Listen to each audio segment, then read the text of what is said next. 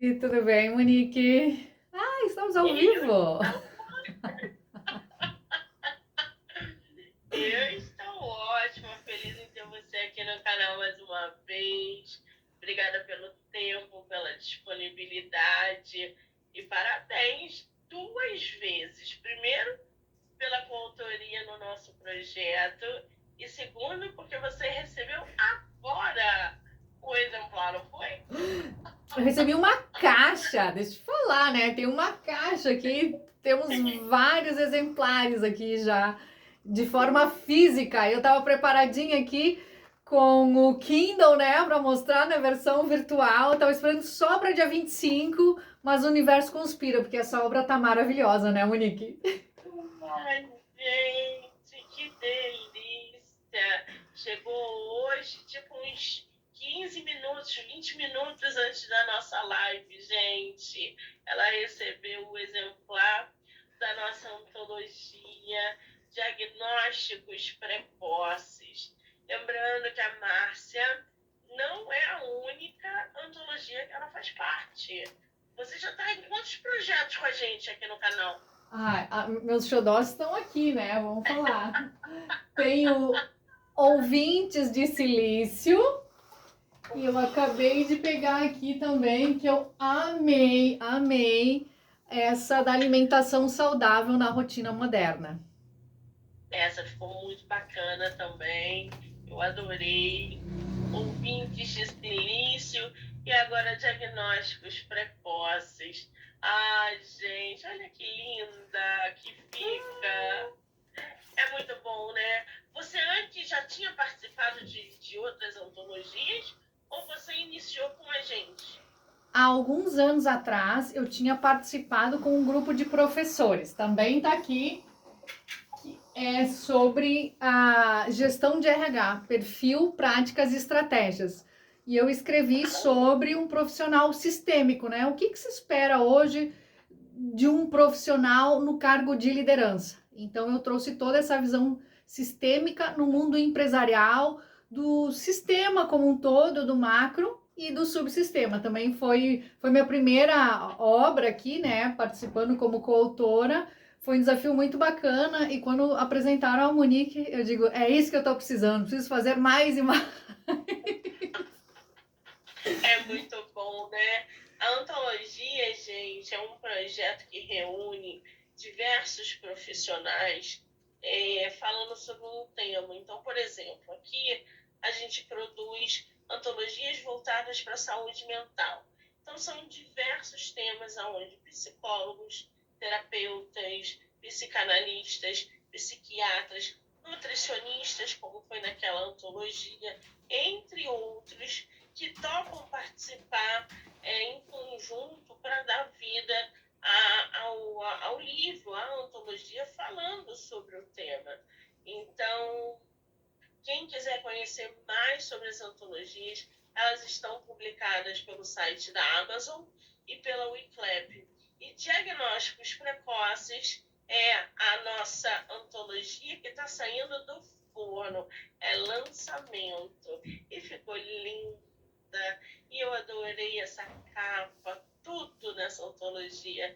Ficou linda, eu sou suspeita, né? E os Ai, ai. participantes, né, lendo os capítulos dos colegas, assim, gente, foi uma honra, assim, ó, vou começar a falar, eu já me arrepio, porque a gente pega com tanto carinho o tema, o assunto, a gente pega o conhecimento que tem, se aprofunda ainda mais, e aí quando você vê a obra pronta e você vai entender qual o nível de conhecimento e de entrega dos autores, e você vê que todo mundo aqui fez uma entrega maravilhosa nessa antologia, e a gente consegue assim perceber o quanto a gente se complementa em cada um dos capítulos, e ela assim ficou um assunto surpreendente. Eu digo, gente, qualquer pessoa precisa ler esse livro aqui, tanto é que eu já fiz a encomenda aqui, já chegou uma caixa, porque assim, ó, as pessoas É muito legal. precisam falar sobre esse assunto importantíssimo, que a gente vai deslanchar, né, daqui a pouco.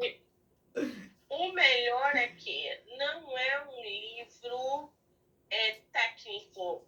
Vocês não vão encontrar narrativas técnicas, nada disso. os profissionais estão falando com os leitores um vocabulário acessível. A narrativa é fluida, as pessoas conseguem interpretar e entender o que está sendo exposto ali. Então, se você acha, mas isso aí é muito científico, né? Não.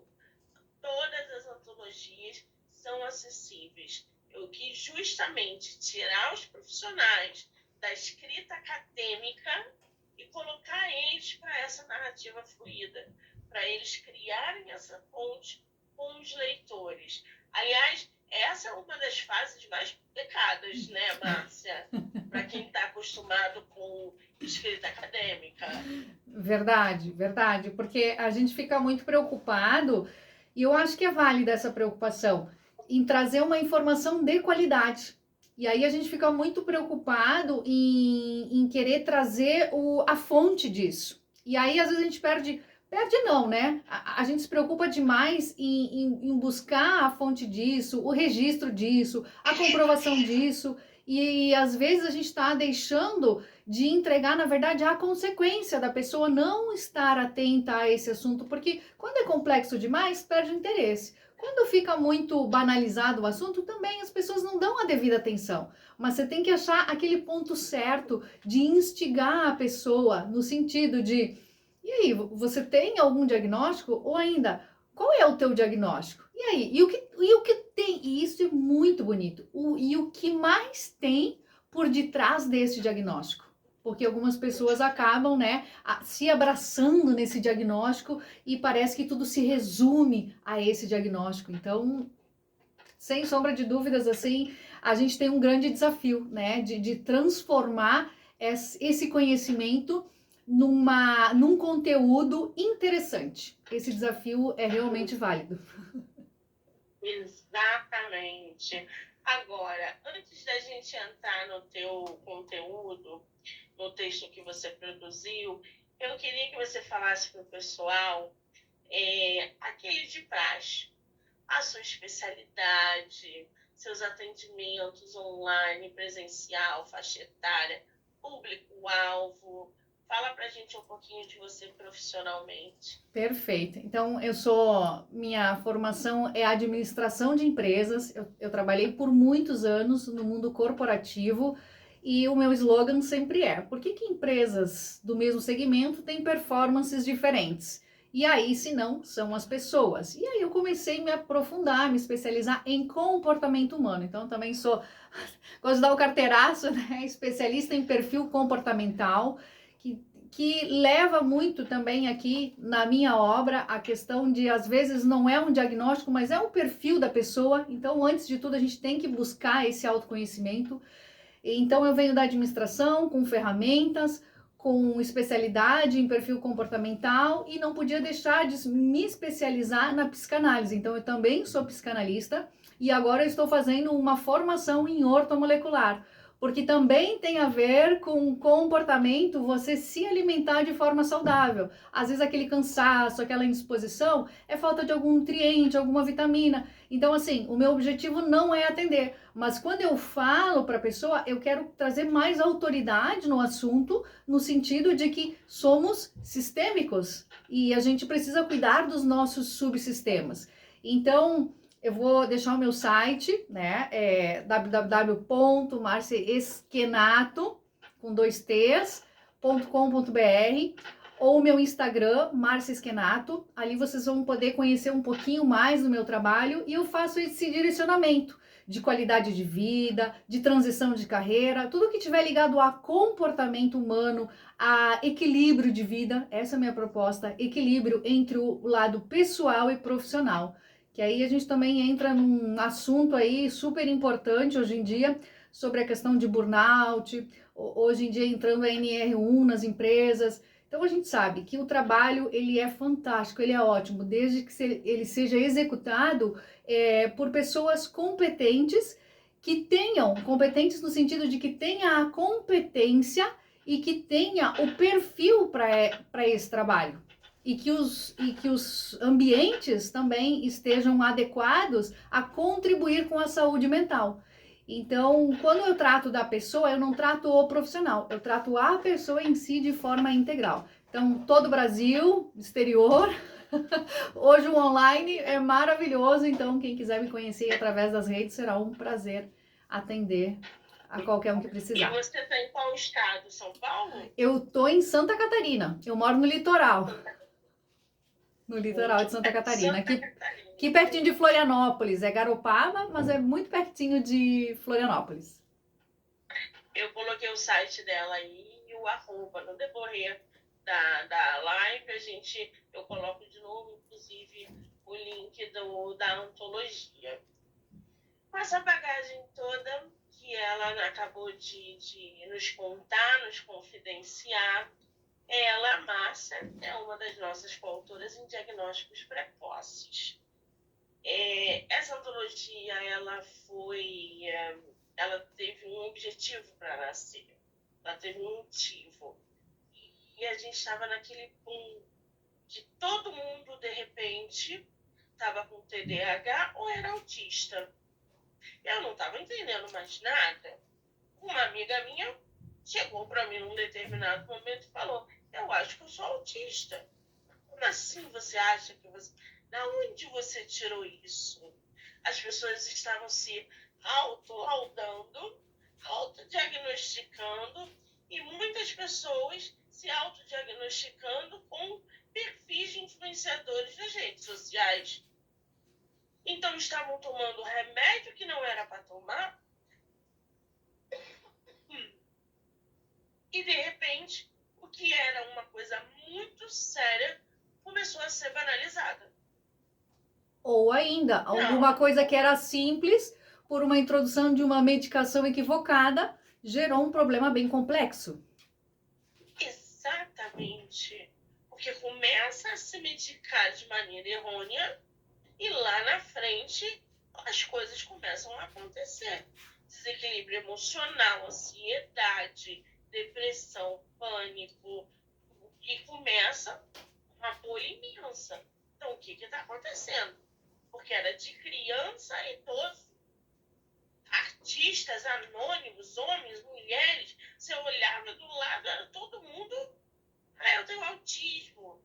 Eu tenho TDAH. Virou um bordão. Um negócio tão sério que estava sendo banalizado. Então eu falei, peraí, vamos saber o que está acontecendo, que eu quero saber dos profissionais. Será que os consultórios estão lotando? Será que a procura está sendo realmente grande? Ou isso é modismo? Estão fazendo dos assuntos modismo. Porque realmente, quem se enquadra no TEA ou quem tem TDAH estava sofrendo de verdade. Perfeito, perfeito. E foi assim que diagnósticos precoces e suas consequências nasceram. A Márcia produziu um texto cujo título é A Cultura do Remédio como Solução Rápida. Fala pra gente um pouquinho o que você traz nesse texto. Verdade. Já começa falando, cultura. Eu acredito que assim, a essência principal é a ansiedade em resolver sem antes sentir. A gente está esquecendo de sentir e escutar o próprio corpo. A gente quer ter uma performance estilo Chaplin em tempos modernos, a gente quer produzir igual máquina. E chega um momento que dá um curto-circuito, porque até a máquina, se ela não tem um descanso, ela superaquece. Se você não coloca ela para carregar, ela descarrega. Se você não coloca ali o óleo necessário, enfim, o combustível necessário, ela vai colapsar. E eu vejo que a gente tem essa ansiedade de ser produtivo e não escuta o corpo e não faz o que precisa ser feito. Então é muito cultural a gente se consultar com a pessoa que está mais próxima e dizer, eu tenho uma dor de cabeça. E a pessoa diz, tome isso. Não, mas a minha dor de cabeça ela é muito pior. Então tome aquilo. E a gente sabe que hoje em dia a gente tem uma facilidade enorme de chegar na farmácia e comprar uma série de medicamentos sem receituário médico. Mais do que nunca agora vem a inteligência artificial. Então, chat, eu estou com esse e esses sintomas. O que é que eu deveria tomar? E às vezes, você sabe que a base de dados da inteligência artificial, ela vem muita coisa do estrangeiro. E existem diferentes padrões na hora de fazer o receituário.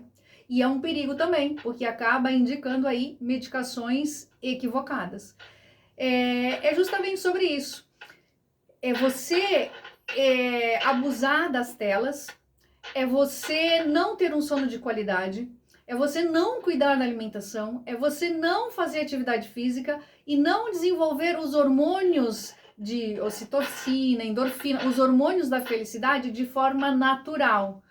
E aí você faz o quê? Você vai buscar de forma sintética aquilo que o seu corpo não está conseguindo produzir de forma natural. E é essa a cultura de querer silenciar aquilo que o corpo está pedindo. Às vezes a pessoa só precisa dormir, mas não, o que ela faz? Ela vai lá, o que será que é esse barulho aí? Será que é daqui, é daí? O que está acontecendo? Esse menino de motoboy. Tá bom. Parecia uma interferência do celular da live. Tudo bem, então. Então, parece assim o óbvio do óbvio, mas a gente precisa falar sobre isso. São os pequenos hábitos, são as pequenas atitudes que vão fazer essa grande diferença. Então, a ansiedade... E aí eu trago ali uma série de diagnósticos que a gente costuma se colocar, né? A respeito de ansiedade, de depressão. E eu quero reforçar que às vezes não, muitas vezes você procura um diagnóstico e você vai conseguir. Vou te falar, porque eu já passei por isso mesmo. Então, lá na adolescência, e por isso que eu fiquei tão apaixonada em escrever esse capítulo. Lá na adolescência, ali terminando o ensino médio, então é meio normal, o adolescente, o que eu vou fazer da vida? Às vezes bate uma ansiedade, uma tristeza, uma mistura. E aí, não, vai conversar com uma psicóloga. E olha o que essa psicóloga me disse, o diagnóstico dela foi assim: Márcia, você está com depressão. Isso é uma doença e você precisa priorizar. Aí eu pensei, como assim, gente? Eu tô com uma doença? Eu preciso priorizar. Olha se uma adolescente, né, não tinha nem, acho que eu não tinha nem 16 anos, nem 17 anos. Se eu tomo isso como uma verdade, gente, eu tô doente, eu tô depressiva. Aí eu fiz o contrário. Inclusive, ela receitou medicação e eu fiz uma loucura, né? Eu disse assim, não, eu não vou tomar essa medicação, eu não tô doente, eu não tô com depressão. Aí comecei a pesquisar o que era depressão, quais eram os sintomas. E, gente, não voltei lá mais, não tomei medicação e olha eu bem depressiva aqui agora. Décadas depois, super depressiva. E ela me falou em letras maiúsculas: Márcia, você está com depressão, isso é uma doença e você precisa priorizar.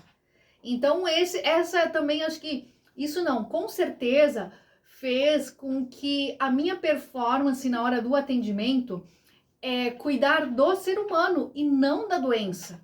Então, eu trato os meus mentorados, os meus clientes, a fim da gente evitar que a gente chegue nesse ponto de ter que priorizar tratar uma doença. Não pode ser assim. Então, essa cultura, né, do remédio como solução rápida, cuidado. De novo, eu não estou invalidando, porque depressão é uma coisa seríssima.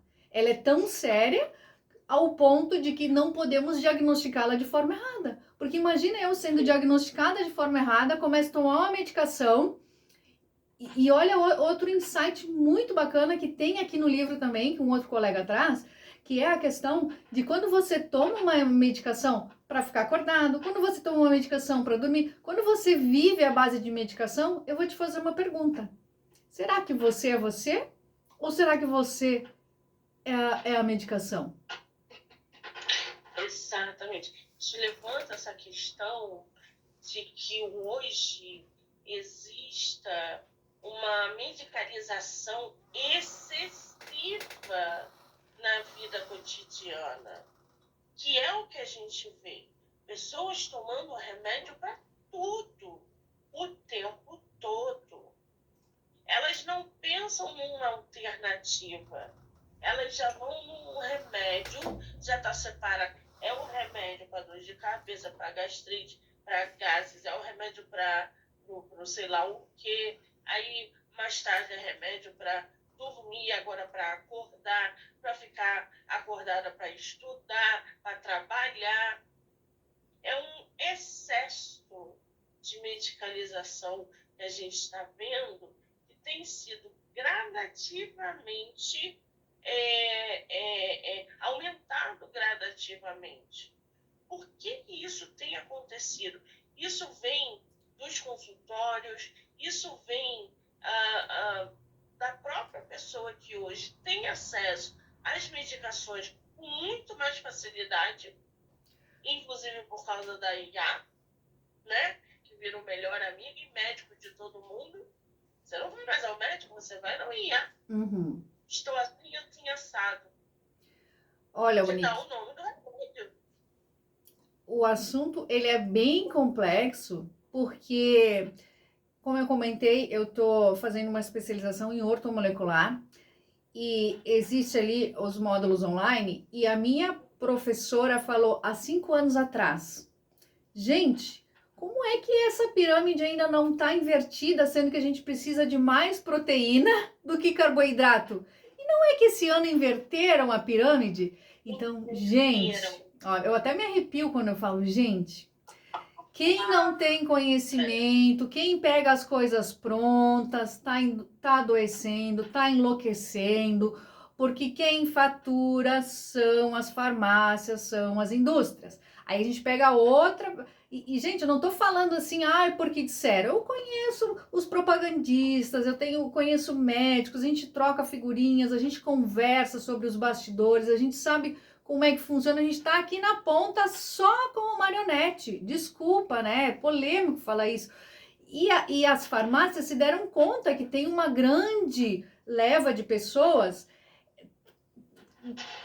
tratando, vamos dizer assim, buscando a saúde através, sim, da atividade, através, sim, da alimentação e tal. E aí, olha agora, se também não tá um pouco exagerado, a suplementação.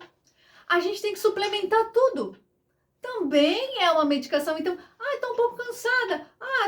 Toma magnésio. Eu tô um pouco, sei lá, eu quero uma performance diferente. Toma esse complexo vitamínico aqui, que é focado. Também não estou dizendo que é ruim, mas é importante ter um acompanhamento e é importante a gente cuidar com as modas, porque antes era ansiedade, era depressão, é burnout, aí agora veio uma série de TOD, TDAH, e eu acho um alívio. Eu também fiz uma especialização com a psiquiatra, com a Ana Beatriz, acho seríssima essa questão do TDAH, e aí a gente entende que é uma forma diferente de raciocinar, e aí a gente traz para um acolhimento tão bonito quando a gente fala de TDAH, porque é um cérebro muito acelerado. Você não está dirigindo um carro popular, você está dirigindo um carro com um motorzão grandão, e às vezes é mais fácil perder o controle, você tem que conseguir andar na medida certa. Então, muitas vezes, quem fatura com isso faz uma nuvem, uma cortina de fumaça e oferece a solução em forma de medicação. A própria Ana Beatriz, que é uma referência, ela diz que ela é a favor da medicação, da mínima dose com maior benefício. Então, a gente não está dizendo que não é para tomar a medicação. Sim, tem que tomar com acompanhamento, mas desde que seja a menor dose com o maior benefício. Porque tu consegue aliviar demais sintomas do TDAH, já entrando um pouquinho mais no assunto, quando você tem um sono de qualidade, quando você diminui telas, quando você lê um livro de qualidade, quando você lê uma informação que te orienta, que te acalenta, que te dá mecanismos de raciocinar e não aceitar tudo que está pronto. Porque se tu for ver o que é uma medicação, se tu for ver o que é uma suplementação, de onde vem isso tudo? São os princípios ativos extraídos da natureza. E o que é a natureza? É a comida de verdade. Então, aquele slogan lá, desembale menos e descasque mais, é a solução para tanta coisa, inclusive para algumas doenças um pouco mais complexas. Só que as mães gestaram os filhos à base de comida industrializada, refinada, que o nosso organismo ainda ele tem assim um DNA meio que primitivo, então tudo que é refinado ultrapassa a nossa capacidade de digestão, indo para lugares que não deveria. E aí a gente desenvolve aí uma série de doenças, tanto de mentais, de performance, quanto do organismo mesmo. Então, por isso que eu digo assim, é bem complexo e esse livro ele é importantíssimo para abrirmos os olhos em relação a tudo que nos induziram, né, a consumir, sendo que tá tudo aí na natureza, né? A natureza maravilhosa, o nosso criador fez o que a gente precisava. A gente que começou a inventar e deu uma erradinha aí em algumas coisinhas. Aí o negócio meio que desandou, ou seja, a gente tem essa coisa da pressa pelo alívio imediato. Então a gente recorre ali. Quantas pessoas a gente não conhece que dizem assim, eu não aguento ficar com dor de cabeça não, eu tomo logo remédio. Verdade. Senti alguma coisa, já recorro a um Tilenol, dipirona, sei lá o quê, e consigo dormir, tomo remédio. E pior do que isso, incentiva outras pessoas a fazerem a mesma coisa. Bom, a cultura do remédio como solução rápida. A cultura do remédio como solução rápida diante de qualquer desconforto físico ou emocional. A resposta imediata parece estar sempre a uma cápsula, um comprimido ou uma injeção de distância. Quando o corpo sinaliza que algo não está bem, raramente nos perguntamos o que ele tenta comunicar. A pressa em aliviar o sintoma transforma o sofrimento humano em algo a ser silenciado e não escutado. Vivemos em uma época em que o remédio se tornou sinônimo de solução. Eu vou abrir um parênteses aqui e vou dizer que tem uma antologia saindo aqui do canal sobre a Mounjaro e a Tirsepati, que vai falar exatamente sobre isso. Onde as pessoas querem resultados imediatos. Por isso, elas atropelam qualquer limite. Elas passam em cima de qualquer coisa. E o resultado é o que a gente está vendo com as injeções que estão sendo aplicadas. Quero perder 2 quilos para o carnaval.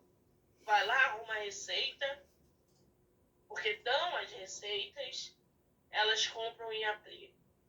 Só que perdeu 2 quilos, 3 quilos, o efeito colateral é pior. E começa a virar uma cadeia emocional. De novo. Porque a pessoa perde o controle. De novo. Aquela que tomou para emagrecer demais, só tem a cabeça, que a gente já consegue identificar, já perdeu o controle. E vai precisar de apoio psicológico.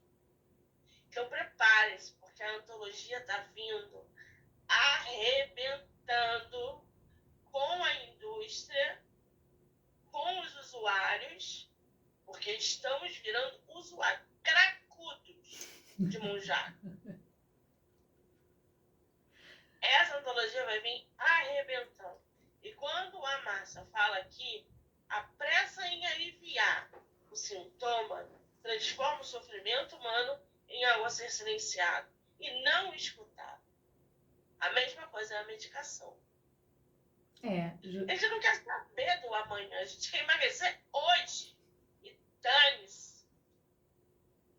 Histórico, né? Não é. Quanto tempo você levou para chegar e estar assim, né? Ou ainda, quando eu escrevo e falo ali no início, né, na questão de silenciar as emoções, aquilo que você silencia, você vai buscar uma válvula de escape e muitas vezes ela está relacionada à alimentação. Então, assim, tem dois perfis, né? Um que tranca, que não consigo comer, e tem aquele que eu preciso comer, porque eu tenho uma fome emocional aqui muito grande. Então, quem é você? Então, muitas vezes a gente fala da questão de ganho de peso, mas também tem a dificuldade de ganho de peso, que é tão ruim quanto, porque imagina, né? A pessoa não se alimenta e aí desenvolve uma série aí de outros fatores, outras coisas. Quando a gente silencia as emoções, a gente está deixando de ser natural. Elas existem. Tanto é que a gente chora. A gente chora porque as artérias elas aumentam e elas precisam extravasar. E extravasa através da lágrima, através do choro, porque senão a gente explodia. Então, se eu tô triste, eu preciso. E muitos anos a gente foi culturalmente incentivados a engolir o choro, a segurar o choro. E muito disso, né? Se eu engulo o choro, então eu preciso fazer alguma outra coisa, porque se eu não posso chorar, então o que eu posso fazer? Ou ainda, eu tô triste. Algumas pessoas não. A questão do luto. Gente, existe o luto, justamente. Tem um nome, tem um período, e as pessoas acham que tem que estar sempre bem, superar tudo, enfrentar tudo. Só que vai chegar um ponto que você segurou e vai ruir, não vai suportar, porque vocês, né, o que eu posso dizer assim, a cultura, né, ela nos empurra a estarmos sempre bem, a estarmos sempre felizes. E o que vem derrubando muita estima das pessoas é a comparação. E as redes sociais que fazem os recortes aonde por isso que a gente tem que estudar, por isso que a gente tem que ler e ver que existem recortes, isso ali não define a vida da pessoa. E aí, quando você faz da comparação, você quer ter aquela performance, só que talvez aquela pessoa, ela viva de atividade física. Ah, você quer ter aquele corpo, aquela pele, e aí você fica escravo da beleza, você fica escravo do externo. Mas e o teu interno? Como é que tá por dentro? E quando se toma medicação, em especial medicações novas, usando o teu exemplo ali da questão do Monjaro, a gente está no início do processo. A gente não sabe a consequência depois disso, o que vai acontecer, porque está sendo meio que um efeito em massa, porque, vamos combinar, vai vir sempre os cases positivos. Para quê? Para que a indústria movimente mais e venda mais. E aquilo que não fica tão bom, a gente vai abafando para não estragar ali o que realmente o que realmente está sendo ofertado. Em alguns casos, eu acredito assim, eu tenho alguns clientes que inclusive estão fazendo o uso e num primeiro momento é maravilhoso, porque assim, coisas que eu não conseguia negar, agora eu estou conseguindo negar, de alimentação. Eu consegui ver, inclusive, ontem eu conversei com uma e ela estava muito feliz que ela tinha, né, perdido algumas medidas e ela falava assim, só que depois o efeito vai passando e a fome vai voltando. Aí eu trago para o lado positivo. Você viu como você é capaz? Você viu como você atingiu fez sinapses diferentes na tua forma de pensar? Porque antes você olhava para a comida, para o alimento e pensava, eu não consigo resistir, eu não sou capaz. Então isso te mostrou que sim, você é capaz e sim, é possível comer menos e sim, você não vai desmaiar, sim, você não vai passar mal. Você ativou novos caminhos neurais e que isso fique documentado, registrado, para que você não fique dependente da medicação, mas que você traga isso para que seja algo da tua conquista, que isso seja algo que você consiga fazer de forma natural e não de forma sintética, porque nós somos capazes, né? Eu sempre digo, ou você faz pelo amor ou faz pela dor, né, Monique? ou você só faz nesses dois motivos, né? Então... Exatamente. E essa questão da Monjaro ainda é mais séria. Eu tenho compulsão alimentar. E eu senti a diferença. Uhum. Eu não quero mais. Eu olho, sei lá, para um hambúrguer, eu sou apaixonada. E não quero, me dá até enjoo. Não penso numa pizza, por exemplo, porque a minha compulsão é besteira. Eu quero comer muita besteira, eu acabo de comer, quero comer de novo. Eu estava num ciclo muito vicioso. E isso me fez muito mal. Quando eu comecei a tomar o Jaro, no primeiro dia, eu era outra pessoa. Eu não tinha fome, eu não tinha desejo, eu não tinha, não era uma coisa que... E aí eu falei, ok, não vou ficar sem comer, preciso comer, porque a recomendação é que coma, Sim. porque você tem que repor proteína, fibra, e as pessoas não comem, por isso que elas emagrecem muito rápido. Uhum. Então você tem que comer. E aí eu falei, vou mudar a alimentação. Aí procura-se nutricionista, faz acompanhamento com psicólogo, porque a minha compulsão, ela não acabou. Na hora que eu parar de tomar o Monjaro, ela vai voltar. Porque nos 2 últimos dias, que é o finalzinho que ela fica na nossa corrente, ela já sinaliza que ela está indo embora. Aí a fome volta. Uau. O desejo volta. Aí eu fico maluca. Aí eu falo, meu Deus, amanhã é dia de eu tomar minha injeção. Hoje eu já senti um pouquinho de fome, um desejo de, eu acho que à noite eu vou pedir. E seguro. Seguro porque, mas se eu parar hoje, emocionalmente, eu não tenho estrutura. Então, por isso requer um acompanhamento psicológico para tentar controlar isso, entender isso mais a fundo. Não é tomar injeção para emagrecer 2 quilos no carnaval. Não é banalizar isso. São pessoas com diabetes, são pessoas com compulsão, são pessoas que não têm controle. Tem um público específico. Obesidade. E aí a Meu gente... sono melhorou. Tudo melhorou. Se eu parar agora, tudo volta. E eu não tenho emocional para lidar com tudo de novo. Uhum. Você está entendendo? Por isso é um processo importante de um profissional para se usar essa medicação. Verdade.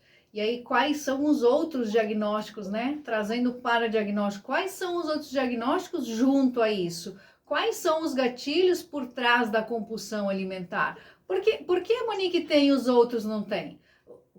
Então, é importante, inclusive, até eu trazendo, né, fazendo analogia com o meu caso, quando eu fui com aquela psicóloga lá que falou que eu tinha depressão e eu tinha que priorizar isso, né, e muito provavelmente você vem fazendo isso, né, Monique, buscar outras opiniões e se escutar, porque o nosso corpo ele é muito inteligente, então, assim, vamos tentar buscar e cada vez mais a gente tem ferramentas, porque daqui a pouco, quando a gente descobrir quais são esses gatilhos, quando eu resolver essa compulsão, o que vai sobrar? O que vem depois disso? O que eu vou fazer se eu não tiver mais isso na minha vida? Então, é importantíssimo a gente ter pessoas qualificadas. O diagnóstico, ele não é brincadeira. Não é assim, é emagrecer. Você trouxe perfeitíssimo. Junto com isso, qual é todo o acompanhamento, todas as ramificações para que a gente tenha um resultado de qualidade, para que a gente tenha sucesso nesse acompanhamento, porque não é uma única, e eu sempre digo também para os meus clientes, não é uma sessão que a gente vai resolver, por isso se cria a mentoria, por isso que as pessoas ficam frustradas, comprei um curso, não resolveu, gente, mas se tu não tem a escutativa, que é a nossa outra antologia maravilhosa, né, Ouvintes de Silício, se ela não tá olhando no olho, se ela não tá vendo a tua expressão, ela vai te orientar para algo que ela tá acostumada a conversar e ela interpretou e ela vai te trazer respostas que você quer. Então, a gente está num momento assim até um pouco perigoso, porque alguns profissionais acabam recorrendo a IA para tratar os seus pacientes. Olha onde chegamos. Isso é muito sério. Essa questão, gente, da Monjaro, a gente está falando de medicações aqui.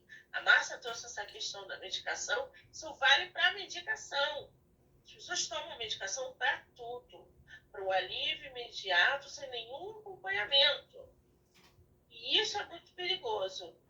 Ela diz que a cultura do remédio como solução mágica e única promete eficiência, porém, frequentemente nos rouba a possibilidade de compreender e regular o corpo de forma natural.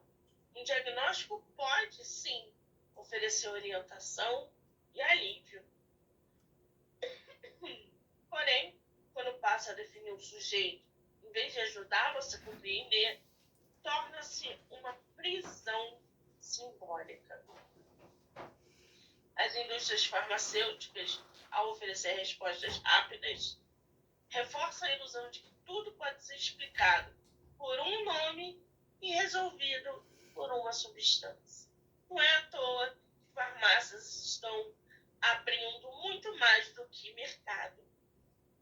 E é uma coincidência que não é só na minha cidade, não é só na tua cidade, né? Acho que a maioria das pessoas que estão assistindo, que vão assistir essa live, elas vão se dar conta que tem muitas farmácias abrindo. E quando a gente fala em corpo, em escutar o corpo, eu sou uma apaixonada, até estava com a bibliografia aqui, né, do Pierre Weil, O Corpo Fala. Então, assim, como eu sou especialista em análise comportamental, Pierre Weil traz aqui o corpo fala, né? Minha postura, meu gesto, meu tom de voz, a minha inclinação. Eu fiz também a especialização em O Corpo Explica, então o formato do teu rosto, por que algumas pessoas têm o queixo mais pontudo, a questão da estrutura mais delineada, mais quadradinha, enfim. E tem uma outra bibliografia que tá R$800. Esse eu não comprei o livro, mas enfim, que diz assim: me diz aonde dói e eu vou te dizer o porquê. Já é um estudo aí, já tem décadas. Então, assim, quando você tem uma dor nas costas, nem sempre é uma postura. Quando você tem uma dor na lombar, nem sempre é uma postura. Quando você tem uma dor no tornozelo, no joelho, aí você vai investigar o contexto dessa pessoa. Existe ali um problema específico que somatiza nessa parte do corpo. Então, assim, é um assunto mais complexo, mas é um assunto que diversas vezes eu acabo trazendo nas minhas mentorias e dá aquele estalo realmente da pessoa de dizer: poxa, realmente, essa dor aqui no joelho está acontecendo essa situação e eu não estou me dobrando para ela. Então, a gente tem conhecimentos que foram nos tirados, que foram escondidos e que agora eles estão voltando, Monique. Então, aquela frasezinha ali, né, de que alguém tá ganhando com isso, é porque alguém tá ganhando com isso. E quando a minha professora, há 5 anos atrás, no vídeo gravado que eu assisti agora, essa semana, ela me diz, essa pirâmide tinha que estar invertida. Por que será que inverteram a pirâmide alimentar? Por que será que enfraqueceram a nossa nutrição? Por que será? Então, de novo, aqui a gente está se encaminhando para o finalzinho da live, é sempre esse recado que eu deixo: estudem, não acreditem no que eu falei aqui, não acreditem no que aí atrás, busquem profissionais qualificados, profissionais de referência, tirem as suas próprias conclusões, se escutem para entender de fato, porque o corpo ele é muito inteligente. Quando nós estamos bem alimentados, com um sono de qualidade, quando estamos felizes, a gente consegue ter uma clareza de raciocínio e consegue ter um entendimento melhor do que o nosso corpo está precisando. E a gente não aceita qualquer indicação, a gente não aceita qualquer alívio rápido. Porque se eu tiver que resolver um problema, se eu tiver que enfrentar aquele conflito, se eu tiver que me dobrar talvez para alguma situação, talvez o meu joelho, junto com isso, né, ele vai ter uma retração desse problema muito mais rápido do que eu continuar insistindo e às vezes só a questão cirúrgica vai resolver, porque eu não olhei, eu não escutei, eu não percebi. E a gente sabe que as doenças surgem das emoções. Tanto é que eu trabalho a ferramenta emoções e reações. O que você está reprimindo, como você se comporta e o que é que isso acarreta, né? O que você está perdendo, segurando essa emoção ou deixando, né? Porque existem emoções boas, existem emoções de felicidade, de alegria, de amor. E por que você não está Sim. tendo essas emoções? Olha isso, né? Cuidem das emoções, para o corpo não padecer. Cuidado com a medicação. Não saiam se autodiagnosticando. Procurem profissionais. Sejam conscientes da própria saúde. Gente, tudo que a gente conversou aqui foi um pouquinho do que a Márcia traz no texto dela. Eu botei o link aqui nos comentários. Diagnósticos precoces tá no site da Amazon. Vocês podem ler gratuitamente pelo Kindle Ilimitado. Vai lá, dá uma conferida no texto. Segue a Márcia nas redes sociais. Troca uma ideia com ela. Acompanha o trabalho dela. Pergunte. Tem dúvida? Tá com alguma curiosidade, uma pulga atrás da orelha? Troca uma ideia com ela. Tenho certeza que ela vai recebê-los de braços abertos. Querida, obrigada mais uma vez por esse bate-papo, tanto conhecimento, por essa diversão que eu sempre me divirto quando os meus coautores vêm. Fico muito feliz. Obrigada e volte sempre que quiser, tá? Ai, gratidão, Monique. Tu sabe que eu sou tua fanzaça. Eu admiro demais esse teu trabalho, essa tua inteligência, essa tua capacidade aí de organizar as informações e materializar. Isso aqui é a materialização, né, do conhecimento e de tanta vontade de contribuir com um mundo melhor, né? Então, eu acho que poder fazer parte aí da tua tribo é uma alegria, uma satisfação enorme, né? Então, Monique, teu trabalho é maravilhoso. O livro tá vendo também direto com a Márcia, tá? Entra lá no direct dela e Verdade. compra. Chegou hoje. Vai autografado. Uhul. Que lindo. Amanhã eu vou estar fazendo uma feira. Vou levar a expor as antologias. Vou abrir uma live lá, aqui no Rio de Janeiro, no Parque das Ruínas, que é um ponto turístico aqui no Rio de Janeiro. Fica lotado, vai ser uma feira de exposição. As antologias estarão lá.